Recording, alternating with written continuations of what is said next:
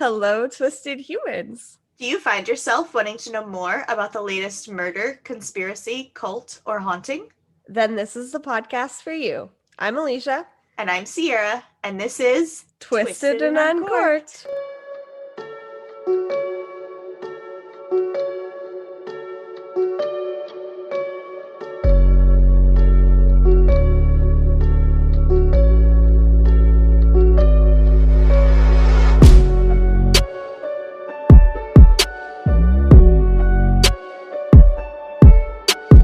Here's a disturbing fact that you probably didn't know, but maybe you did.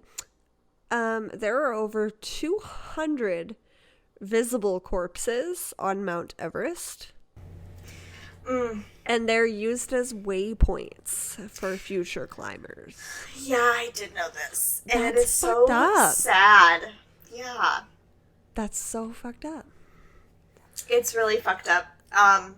Actually, Cassidy and Amanda did a really good Patreon bonus episode about Mount Everest. And I cried so hard when I listened to it. It is really sad. Yeah, it's heartbreaking.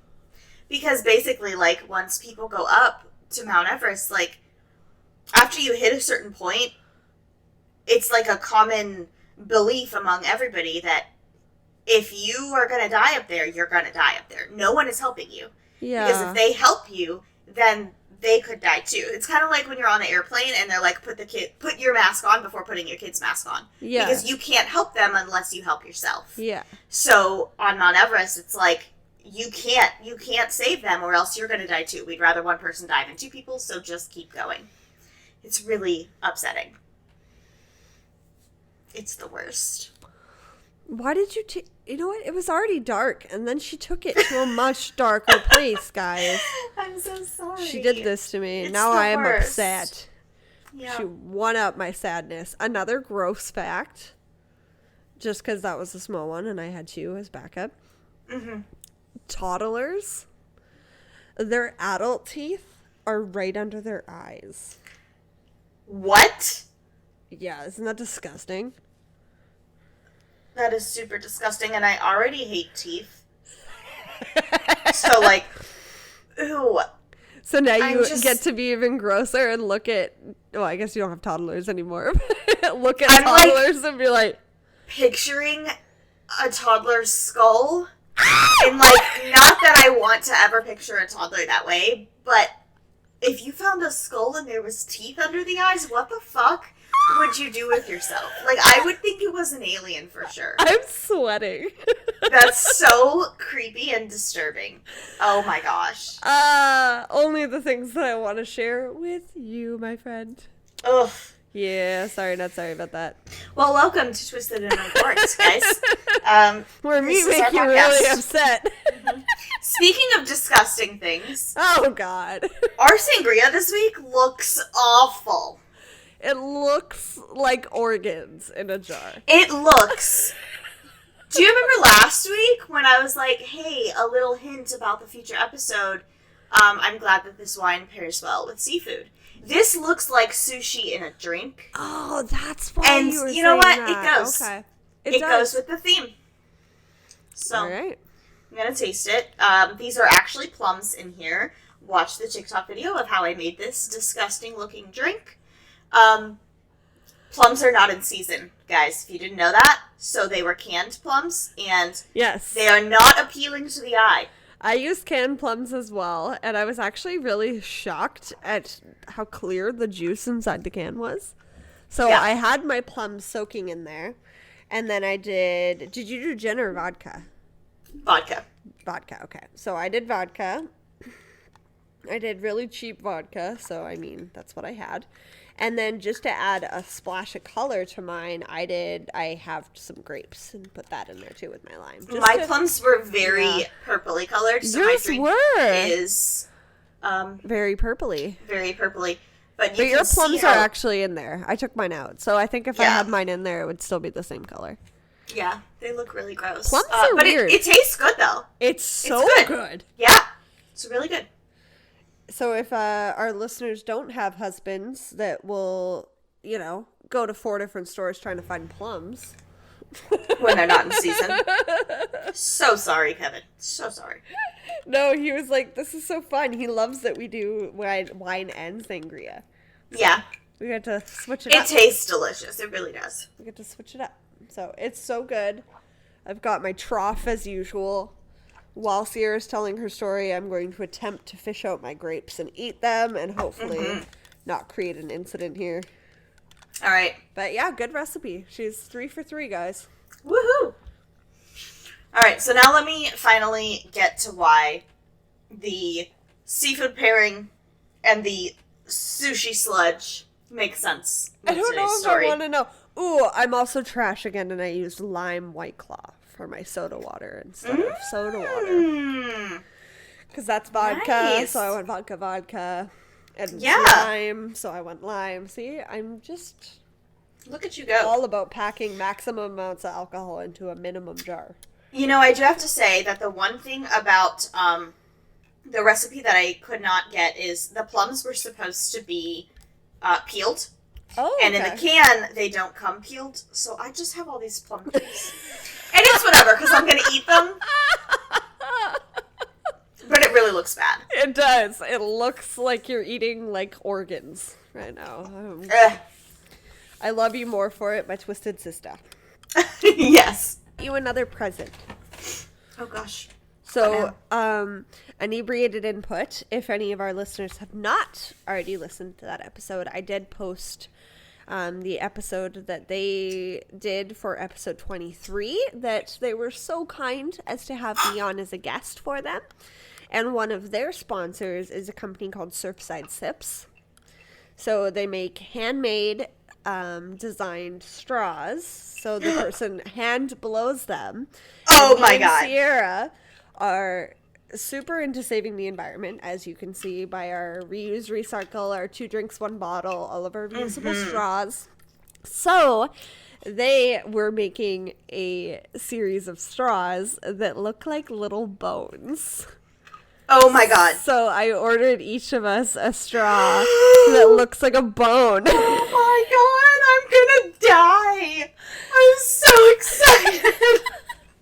That's amazing. I know! Oh my God. It was supposed to be a surprise, but then I was like, oh, if she listens to it, she's gonna know I ordered them anyways. That's so great. I'm so excited. I got 2 bone straws, 1 for each of us, and then I got myself a smoothie straw. So they're really easy to wash. You can put them right in your dishwasher. They're great. They do not sponsor Sierra and I, but I'm all for saving the turtles. So if you feel so inclined, check out Inebriated Input, and you will get their code for Surfside Sips. And then you also can be spooky like Sierra and I and rock bone straws. Oh, that's so amazing. Oh my God. I know. It's like the happiest day of my life. How good would that look in your sangria right now? A straw that looks like a bone and a cup of organs. So perfect. Oh.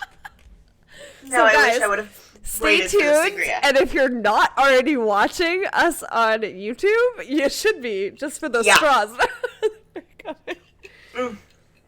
Okay. Puts my curly straw to shame. Yeah. Oh gosh, I'm so excited to see what this is gonna look like. Okay.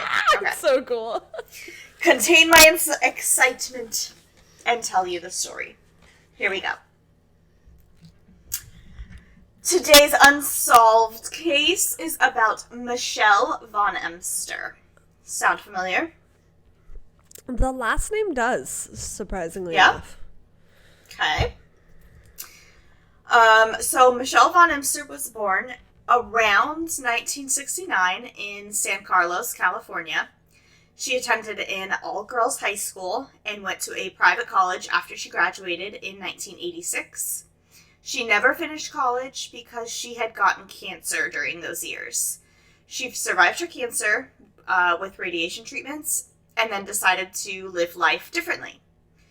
From 1992 until 1994, she lived all over California, jumping from house to house, roommate to roommate, and eventually settled into a 2-bedroom house with a roommate in the war zone of Ocean Beach, California.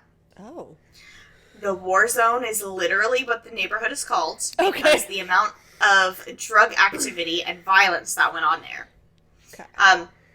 But it was cheap, and it was on the beach. And, you know, she didn't seem to have a problem with it. She's like, I almost died before. I'm going to live my life to the fullest. Atta girl. I don't care. Yeah. Yeah. Michelle was considered by others to be a hippie. Same. She's our person. Yes. She supposedly lived off the grid. Okay. Though it was the early 90s and she was poor, so I don't know how on the grid she could have been anyway. There's not much of a grid. She was making it trendy and worthwhile. Yeah. Okay. She didn't own a car, and she worked odd jobs making minimum wage instead of being in career-type positions. Okay. For a time in 1993 and 1994, she worked at a coffee shop called Rumors. While there, a man named Edwin Decker claims to have gotten to know her. He was a bartender at the bar next door called Winston's. The owner of Winston's was also the owner of Rumors, so Edwin came in and out of the employee entrance of Rumors to grab a coffee for Michelle from time to time. Okay. So that's how they knew each other. Okay. In the early months of 1994, Michelle applied for a new job at Cabrillo or Cabrillo? Do you think it's Spanish? I think it's probably Cabrillo. Okay, yeah. I thought so too. It's in California. It's probably a Spanish word. Cabrillo Stationery and Office Supply. When she applied, she mentioned that she had a stalker at her job at Rumors, and that's why she wanted to change jobs. She didn't mention a name, but she said her stalker drove a motorcycle. Ew. And she got the job at Cabrillo Stationery. To me, it's kind of weird that she mentioned that she had a stalker. I feel like that would cause, either it would cause unnecessary drama, and they wouldn't want to hire her, or it would cause them to feel guilty if they didn't hire her. So, like, one way or the other. It's still strange that she mentioned. Yeah, very much. But she did. Fast forward to April 13th, 1994. Edwin Decker says that he and Michelle had a more than friendly night together. He says they had been flirting for weeks, and he had finally convinced her to go out with him. Gross. Convinced her. But different times. This was, okay back then. She was probably being nice, like girls did. Yeah. They drank at Winston's bar, and then they went back to Edwin's place for more drinking. Okay. On the walk to his house, the bouncer from Winston's interrupted them, crying, and saying that he had just been fired because of a ruckus at the bar. He didn't want to be alone, and he knew Edwin from work, so Edwin and Michelle allowed the bouncer to come over to Edwin's place with them. Okay. Suspicious things already. Very much so. At Edwin's place, he and Michelle got more than friendly out on the couch. Okay. Second base stuff only, as Edwin says. Okay. And the drunken bouncer, who was in and out of sleep, was witness to this. Okay. Weird. Okay. I don't like any of it so far. No. Okay. Edwin says that Michelle left at about 5 a.m. on April 14th, the morning after, and he never heard from her again. So, by the way, this entire encounter is only told by Edwin and the bouncer, who says he witnessed this. Okay. In one story Edwin told, he didn't even mention the bouncer being there. I'm only mentioning this because some people on Reddit think that Edwin may have made up the encounter, probably for some sort of fame or notoriety for knowing this person who's involved in this unsolved case. Yeah. And now he is a pretty well-known writer, but I'm not going to call him a liar. You can decide for yourself. Okay. This is the guy that I tried to contact on Instagram and Facebook, by the way. Oh, okay. He never responded. Of course not. God damn it. God damn it, Edwin. On April 14th, the only information that we have about Michelle's day is from her roommate, Coco Campbell. She refused to talk very much, but she did say that the two of them were trying to go to a concert together that night. So after Michelle left Edwin's place, she did go back home. Okay. Coco says she made it home. And they were going to go to a concert together that night. But they couldn't get in. their tickets were no good, or they were trying to get in without tickets and they wouldn't let them in. Whatever it was, they did not get into the concert. Generally how that happens. Yeah.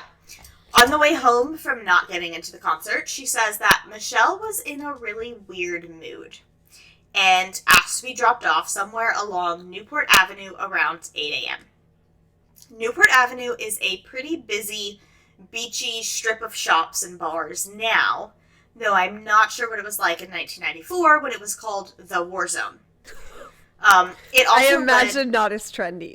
Yeah, probably not trendy. Probably a little scary. Yeah. Okay. So, Newport Avenue also led directly to the pier and to the ocean. Coco said that Michelle was wearing a green trench coat and a purse that night, and that she never came home. That is the extent of the knowledge that we have about Michelle's life. Now let's talk about her death. I feel like Sierra and I have this way of just always being on the same wavelength. With our creepy We're facts. the same with person our cases. in different countries. Not a lot on the person, but here's how she died. Yeah. So on April 15th, 1994, around 3 or 4 p.m., Michelle's body was found by surfers floating in the water at Ocean Beach near the Sunset Cliffs. I have a picture of Sunset Cliffs, by the way. Is it as pretty as it sounds? Yes, but at the same time a little sketchy. Like, it looks like if you go out and walk on it and overview the beach, you're gonna fall off. Like, it's creepy. But that's probably has something to do with me reading this case. And it kind of sounds like the Vancouver seawall. Like, there's, like, Maybe. these jagged, like, drop-offs to the water. Yeah, so it's definitely jagged. Where's my pictures? They're not showing up. I don't know why. There's big X's through them. Are they on the drive?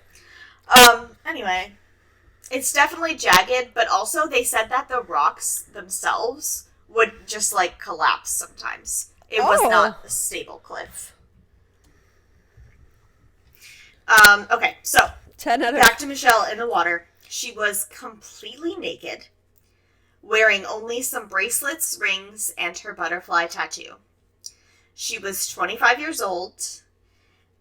Because she was already deceased, the medical examiner took her body immediately to identify the cause of death. Michelle had a broken neck, broken ribs, a broken pelvis, and her right leg from the thigh down was gone, ripped off and missing. She also had injuries to her face and torso that seemed to be scrapes and internal bleeding. Much of her skin and tissues had seemingly been ripped off, and she had large amounts of sand in her mouth, throat, lungs, and stomach. The MEs had assumed that she hadn't been in the water alive very long because there wasn't much wrinkling of her fingertips, and also that she was alive when all of these injuries occurred because of the bleeding. The cause of death, they said, was most likely drowning. For anybody that's watching this on video, for the record, no, my screen is not frozen. I just actually have my jaw open right now. She lost me at missing part of her leg. Well, what? This drink is looking really gross to me right now. Don't look directly at it. It's okay. Yeah. I'm like... No, that's what she said. Okay. Oh, it gets worse. Oh, okay. Yeah. Keeps going. No, guys, your screen is not frozen. That was just my face. Because she was naked and without belongings, the police and the ME didn't know who she was. A description of a woman in her 20s with a butterfly tattoo was given to the 10 o'clock news that night, and Michelle's employer called to let them know that Michelle had a butterfly tattoo and didn't come into work that day. Oh, no. Michelle was positively identified by her employer shortly after. No, by her employer? Mm-hmm. No. So there is a teeny tiny bit of information about her family, and that is just that she had about 5 siblings, and there wasn't very much information. I know she had a lot of siblings. I know her mom did not like the way she decided to live after she survived the cancer. She did not like that she was just running around and living from home to home and all those things. So I feel like her family was not involved. Absorbing life. Her family did not seem to be involved at all with her death. Rough. Which is really sad. Her purse was found by a local on the beach at about 11 p.m. on the night of the 15th. Okay. He looked inside, as anyone in that area would, and it still had money in it, along with Michelle's driver's license. The next morning, he realized that the purse belonged to the woman who had just been found dead that he heard about on the news, so he turned it into the police. Oh! But he was... You're muted. Why are you muted? I'm muted because I'm trying to fish out grapes and not be disruptive. He was going to keep it otherwise, though? Come on, man. I mean, it's the war zone, you know? They were probably vagrants. They just wanted some money. Yeah, but take the money and leave the purse. True. I'm trying to fish out grapes. You're fine. I can't even hear it, honestly. Okay, good. In talking to the police that knew Michelle... Nope, that's not what I meant. In talking to the people that knew Michelle, many people had contradictory things to say about her. Some said she was super healthy, and others, specifically Edwin, said that she drank and smoked a lot. Some said that she had a C-section scar. Others said that she had an abortion. Some said she loved the beach. Others said she was afraid of the ocean. Edwin Decker, her short-time love interest, said that she often went surfing naked, and a lifeguard said that he once saw her surfing topless, but most everyone else said that they didn't think she'd ever do those things and had no knowledge of it. Interesting. So we still know nothing about Michelle, basically. After sifting through the reports from those who knew her and comparing it to the Emmy's findings, they had made their official assumption of what happened to Michelle. She went surfing naked at around 12 a.m. midnight, and a white shark attacked her. It bit her leg off, dragged her body to the bottom of the ocean, where it slammed her body into the ocean floor, causing her to ingest sand and break her neck. Then she bled out and drowned as other blue sharks took bites from her body. And if you don't know much about sharks, this theory is fine. And the Emmy didn't know much about sharks. But people in this beach town who surfed a lot did know about sharks, and they were not buying this story. Yeah, and it didn't mention anything about a jagged mark on her leg. Yeah. Oh, the leg gets a lot more serious. Okay, because I'm like, if a shark took a chunk of your leg... Exactly. You'd know that an animal took a chunk of your leg. Like... Mm-hmm. Mm-hmm. So many That's my worst fear, by the way. Can't deal with sharks. Shark attack? Just animals in the ocean at all. Can't deal with it.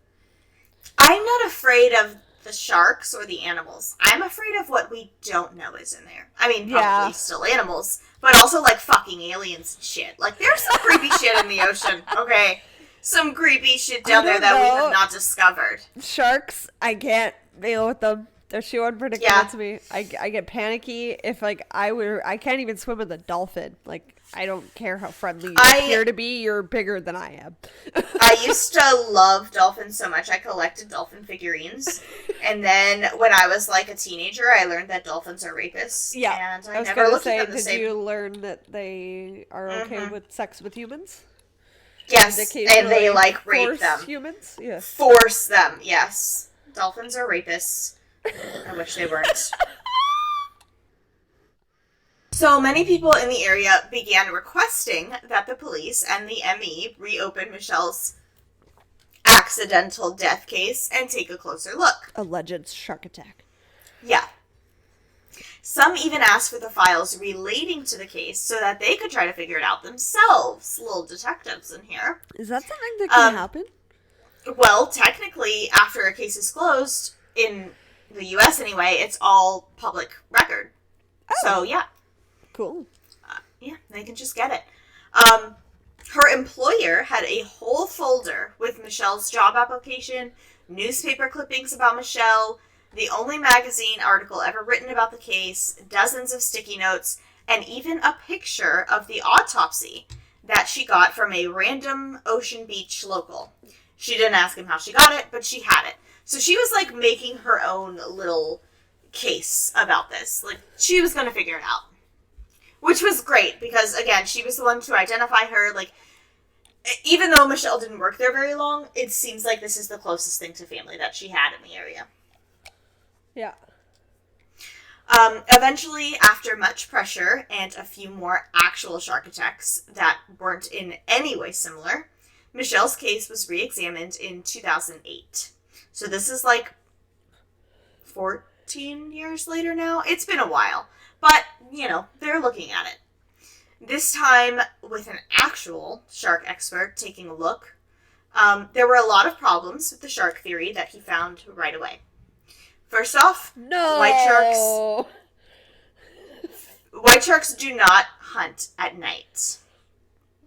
They actually use the light of the sun casting a shadow on their prey to find food. Oh. Also, white sharks do not drag their prey to the ground. Even if they did, by the time it had gotten down to the bottom, Michelle would have already bled out from the artery in her leg being severed when the leg was ripped off by the shark. Mm-hmm. But to ingest the sand, she had to be alive. Speaking of the leg... You can't gasp for air. Right. Speaking of the leg, if it was bitten by a white shark, it would have been a clean break to the bone because their teeth are so strong. But Michelle's leg bone came to a point. And the only thing that they could think that would cause this is some sort of forceful twisting motion to break the leg, like maybe from a land animal. You know, when a dog grabs like onto a toy, it kind of goes like this. Yeah. Right, yeah. Twisting. It's terrifying. Yeah. Also, sharks would definitely leave tooth impressions, and sometimes even actual teeth in a person if they bit them, and there was none on Michelle's body. On top of all of that, the few shark attacks that had occurred and were on record didn't show the other traumas that Michelle had, like the broken neck, the broken ribs, and the broken pelvic bone. Pelvic bone is very hard to break. And I don't think a shark is going anywhere near... Yeah. No. Even the force of them, yeah, it could break one, but at what context would it be pulling at that bone? So, if the shark theory is thrown out, we have to look at some other theories for what may have happened to Michelle that night. Maybe she just went swimming in the ocean at night and was hit by a boat's rotor. That's a twisting motion. But why was she naked? How did she get sand in her lungs? And why would she be swimming in the middle of the dark and cloudy night when the water was 57 degrees Fahrenheit, which is 14 Celsius, by the way? Oh, she did that just for me. Cold as fuck. I'm not going in the ocean. Yeah, exactly. I definitely can't get behind this theory either. Like, the shark one does not make sense, but this one doesn't either. No. Another theory is that she jumped or fell from the Sunset Cliffs. Maybe she hit some rocks on the way down, causing the breaks. She may have been paralyzed by the neck injury, causing her to drown in just a shallow bit of water, where she may have ingested the sand. Lying there on the beach, she may have been ravaged by some animals other than sharks, like land animals. And then a wave could have taken her into the water where smaller fish and shark continued to feed on her body after she had died, causing the missing chunks of flesh from her body. Still, don't know why she'd be naked, or how her clothes just completely disappeared. Yeah, that's the weird part. Like, if she had gone cliff jumping and, say, stripped off, and, like, you would find her clothes nearby somewhere. Well, the other thing is, it was a pretty bad neighborhood. Maybe a person in need noticed some clothes and decided to take the clothes for warmth. Fair. Maybe. Fair. But the most damning evidence that this wasn't just an accident was Michelle's purse. Why was her purse found on the beach at 11 p.m. the night after she died? If it was left there all day long, someone would have taken the money out of the purse or just stolen it altogether. Yeah. So maybe it was placed there purposely by the person who was involved later on. But if this was a murder and not an accident, then who was the murderer? Bum, bum, bum.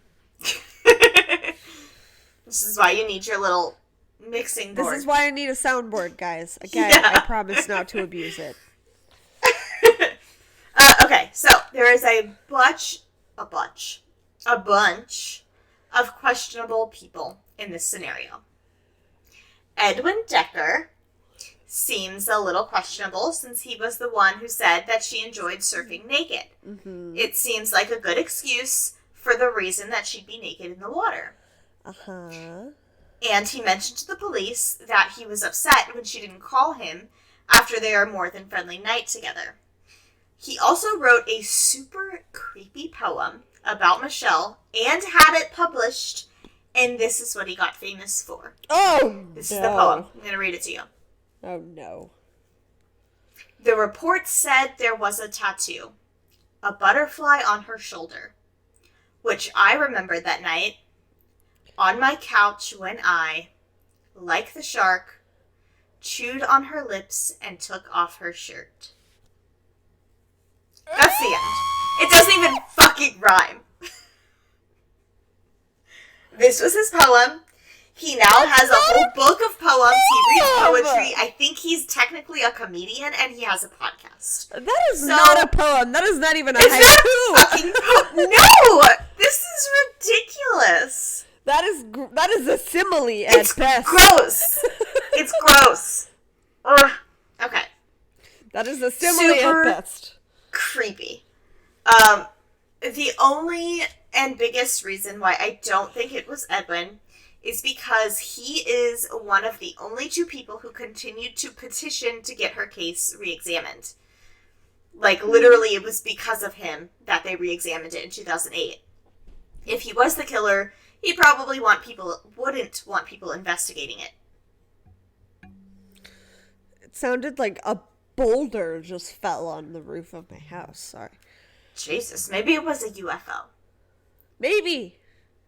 I'll update you later if there's any unusual activity. If you get probed.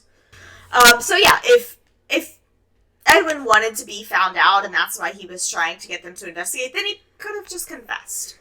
Yeah, so it's kind of hard to believe that he did it. Yeah. Another option is the roommate, Coco. Mm-hmm. I don't know what her motive would have been. Yeah. But then again, I don't know much about Michelle's life.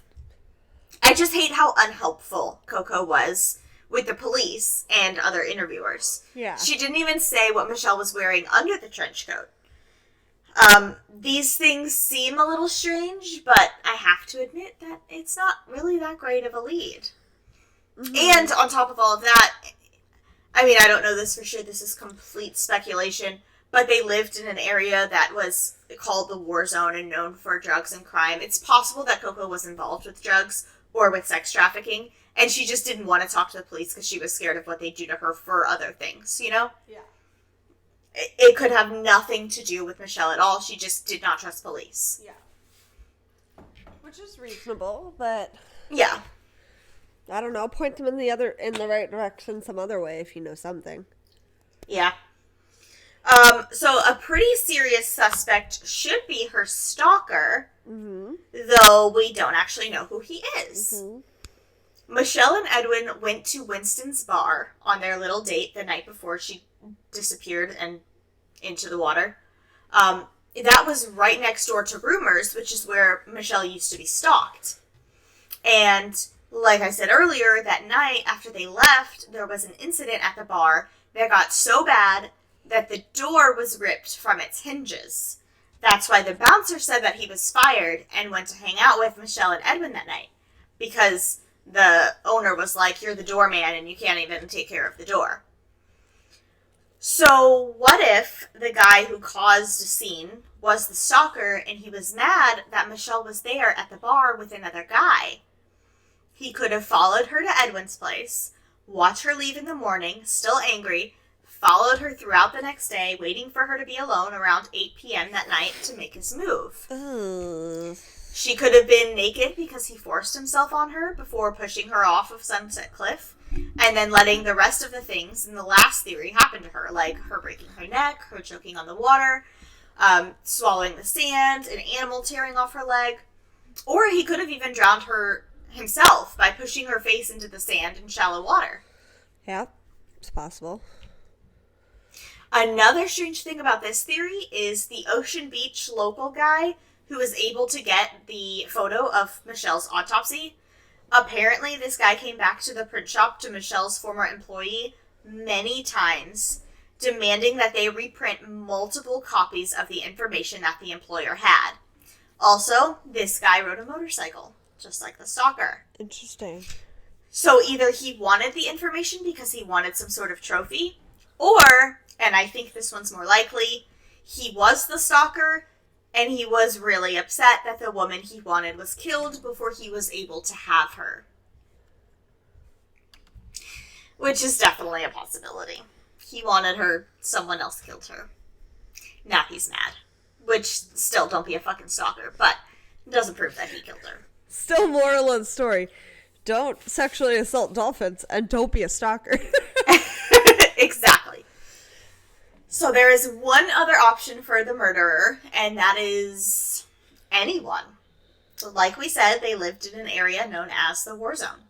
There were tons of bad people in the area that could have done something like this to anyone out late at night alone. Mm-hmm. She could have just been in the wrong place at the wrong time. Mm-hmm. So what do you think happened to Michelle Von Emster? And have you heard the story before? No. It was on BuzzFeed's Unsolved. It would have stuck in my brain because I have a paralyzing fear of the ocean. Yeah. So that would have stuck in my brain for sure. They can fuck off with their animal or shark attack theories. Mm-hmm. I think that this has to have been human cause of death. But then animals. What do you think the human did? Okay, yeah. That's what I think too. I think that's the only thing that makes sense. Either animals or a boat, but still I don't think it was a boat, because what kind of boat is out there at midnight and hits something and doesn't report it? Usually they would report it. Exactly. I don't know, the wrong place at the wrong time theory seems to, I mean, but it happens all the time. So we say that kind of thing doesn't happen, and that is very rare, and the circumstances surrounding it wouldn't necessarily reflect a wrong place at the wrong time crime, but those things happen all the time. So it's, you can't really rule that out. I definitely think that her stalker had something to do with it. Why would he want so many copies of the reports? An obsession? To see if they were onto him? Did you see that? Yeah, it was a BlackBerry situation that just happened to Sierra, except it was with her thumbs. Mm-hmm. Did you just get it on your shirt? Mm-hmm. I got it. It's okay. I'm still eating it. So... Yeah, I think just wanted it to like, look at it. Yes, I think it has to be a stalker situation in this instance. Because people typically don't report stalkers unless they've noticed them and they're afraid in some way. Yeah. And very low-key, I had a stalker in high school. But it was always, no matter what I did, seemed to set him off. Like, it's just a level of instability that's unprecedented and unpredictable, and I would not say that murder is not far from those options. I definitely think it was a forced sexual situation, and that her stalker had something to do with it. And then animals got to her afterwards. And that whole door ripped from the hinges situation. Yeah, that's sketchy. Like, that, if you can rip a door from its hinges, you can rip a leg from its socket. Like, yeah, but we don't know if the person who ripped the door was the stalker. Yes, but if we're landing on that theory, potentially, that person was the stalker and was mad, Yeah. I don't see why he wouldn't have come back, and it's very easy for an accident like that to happen if somebody's trying to run, too, and being, like, dragged or pulled at, depending on the instance or the situation that happened, and then if she was dumped in the water, which is obvious because even if she was still alive when she was thrown in the water, she would have started bleeding out, she would have been gasping for air, it would have been a little bit of a struggle for herself, and yeah, that's my theory. That's what I think happened. I think it was some sort of violent stalker, anger, violent, I said violent, like plea, like some sort of desperation, some sort of trying to get as close to her as he could. She tried to escape. Maybe that resulted in the accident with her leg. He took advantage of her, threw her in the water, and moved on. Yeah. The stalker thing definitely makes the most sense to me.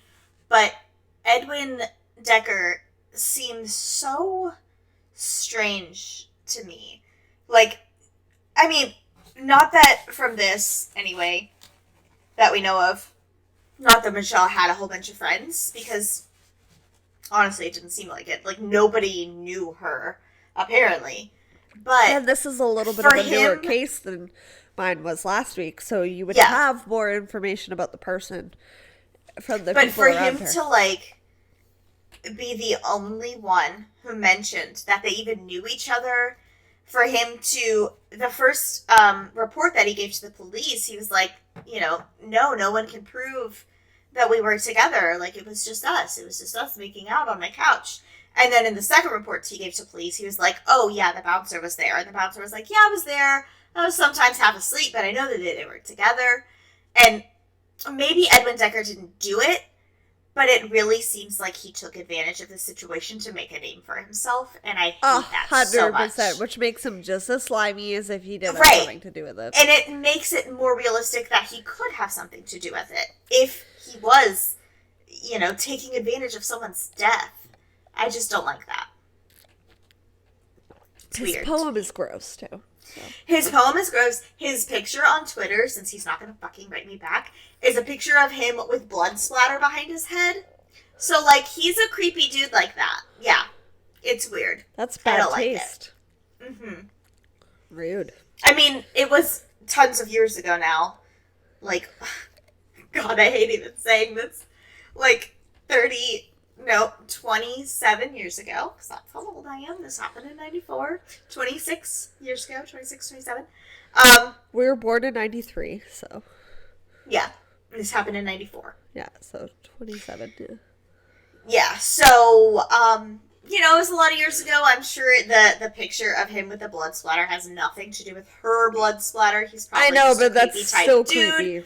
It is. It's a little too coincidental that he is someone who's into creepy, gory stuff like this and also had an experience of a relationship that has an unsolved murder.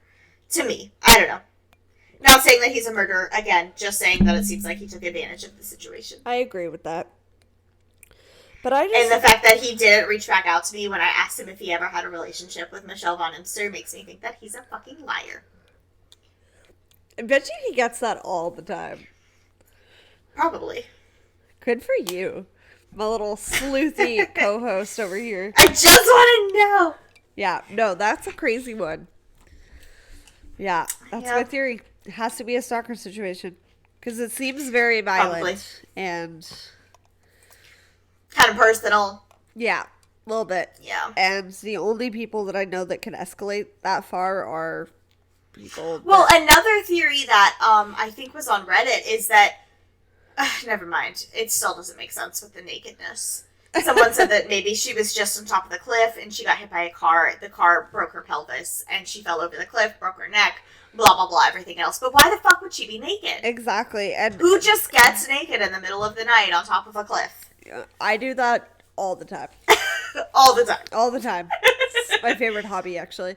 But from my understanding and the research that I've done just from having the podcast as well as listening to podcasts and being obsessed with true crimes, most pelvic injuries happen either from high force like getting hit by a car, jumping or falling from cliffs that are too high up into water. Well, the one thing that really caught my eye is that, is that a lot of the articles said that, not that her pelvis was broken, I mean, not just that her pelvis was broken, but that it was ripped in half. Yeah, that's fucked up. That's a big,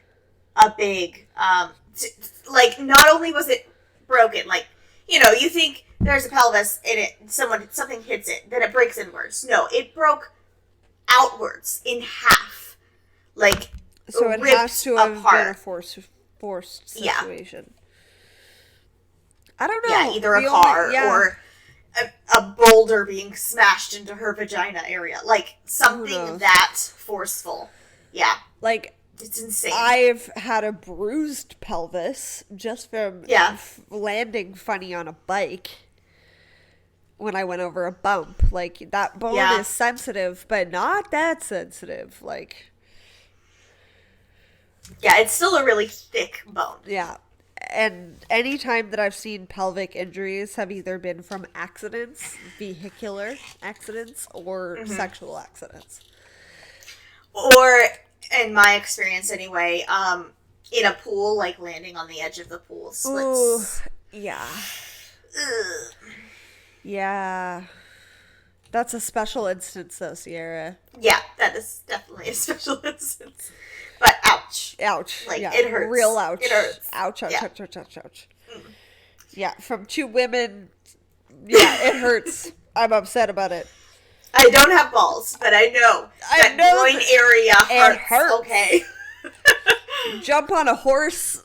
Too much distance from you to the horse. It's gonna fucking hurt. But that's my theory. It has to have been a personal violent situation. Like, I live in not necessarily maybe the extreme to which the war zone was described, but the area that I live in isn't great. There's a lot of low-income housing. There's a lot of homeless people. They do desperate things, but it's never a violent situation. Like, I've many times in my high school days, like, that's where all the best parties were in the sketchy areas, war zone type areas. Yeah.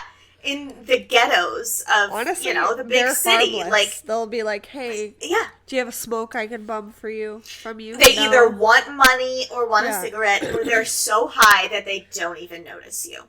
Yep.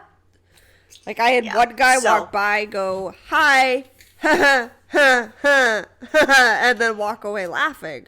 And being a small female alone at night, that's fucking scary. But again, like, harmless, like druggies, like, they're just a crime of opportunity in that demographic is for somebody that has money or it's going to be a robbery. Yeah, and obviously they didn't take the contents of her purse. Exactly. So, which is exactly the point that I was just about to make. And the fact that she was living a free-spirited life, like, from one place to the other, like, it didn't seem like she kept very much with her. And in that instance, you don't exude I have all of this stuff and all of these things kind of. Right? Like, you're not like Batman's parents who are going to get robbed in the alley. Sure. So similar, yes. No, that's very accurate, though. It's true. Like, you're not somebody that exudes money. Like, you live kind of this hippy-dippy, free-spirited, I'm happy to be alive lifestyle. I don't think that that's a wrong place at the wrong time situation. Yeah. I agree. You've talked me into it. Yeah, it's hard. It's those, like, unsolved guys, those are cases that are just like, you can go in circles all night about what makes sense, what doesn't make sense. The shark attack shit didn't make sense, so I'm glad that they re-examined that. Yeah. I wonder if her employer is still alive and interested in the case, and I wonder if she knows the name of the person who brought her the picture of the autopsy, and, like, how the fuck did he even get that, and, like, I hope she brings that information to the police someday, because seems like he was the stalker. Or maybe we could drive a motorcycle. Employer. Well, Cabrillo Stationery is unclaimed on Manta.com, but it is at 4940 Newport Avenue in San Diego, California, 92107. So if any of you live in San Diego and you're listening and you know these people, go in there and just ask them some things, okay? But be safe. Oh, yeah. Always be nice be about safe. it. Yeah. If you see someone on a motorcycle, run. Yeah. Exactly. But yeah, no, that would be really cool if anybody's able to inquire, see if it's the same owner. Let us solve a mystery. Give this to us. Be a part of it with your favorite Twisted Sisters, guys. Come on. Yes. So do it. That has wrapped up our unsolved cases. Yeah, we just solved a case. We basically did. We don't know his name, but we know he was a stalker who drove a motorcycle. So let us know if you disagree. Tell us. We want to know. She started it off so fiery and was like, no, tell me. Yes. Tell me anyway. Yes. Prove me wrong. I dare you. Tell me more. Like, did he have a motorcycle? Yes. He did, as it turns out. He did. And as usual, you can find us on all of our socials. You can look us up on our Linktree, which is everywhere that we are. To find us everywhere else. If you're not already following us, you should be. Mm-hmm. You can also check out our Patreon for all of our fun bonus stuff.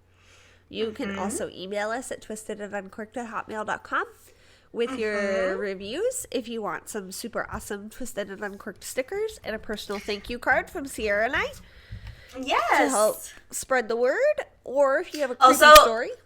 Yes. Please send us your creepy stories. We really want to hear them. Yes, we've gotten so many good ones about the creepy shit that your children say to you, about bad Tinder dates, which I know everybody has been on. We want to know about them.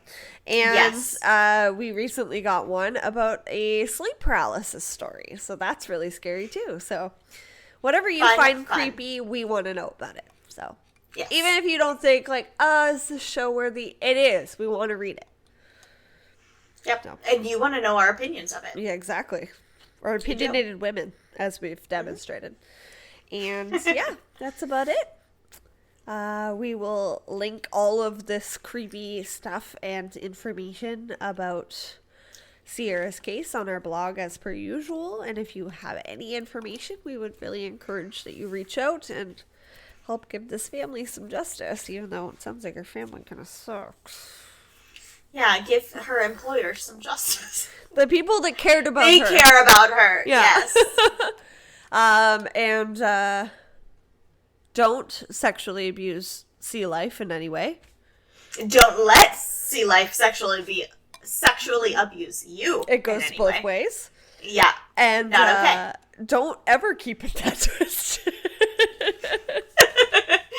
Don't ever keep it Sea Life sexual twisted. Yeah, no, please don't. That's too much. And we will see you guys next Tuesday for a new episode and some new categories. And in the meantime, keep it twisted. Keep it twisted. Bye.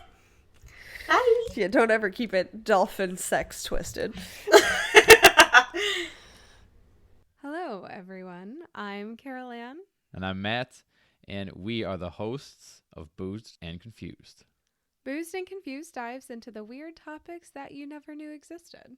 Join us every Monday to drink and discuss all things unknown, unexpected, otherworldly, and just plain strange. Each week, we will take you on a journey to learn about things like time travel and who John Teeter is, weird history like the New England vampire panic, conspiracy theories like Katy Perry being John Benet Ramsey, or aliens, or the paranormal like ghosts that haunt the White House. Listen to Boozed and Confused every Monday wherever you get your podcasts. See you then.